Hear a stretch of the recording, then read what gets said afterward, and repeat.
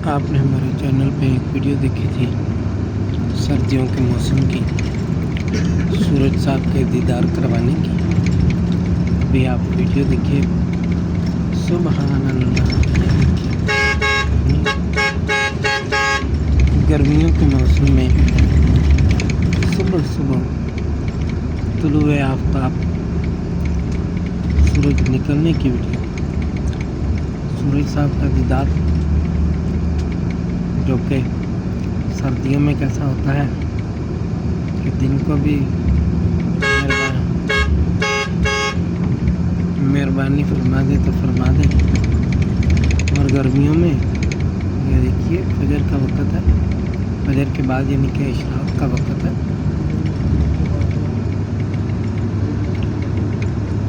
ये देखिए,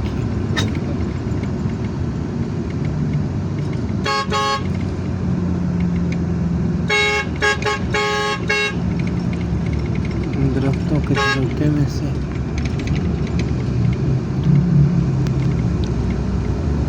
सुबहान अल्लाह। खुशामदीद सूरज साहब।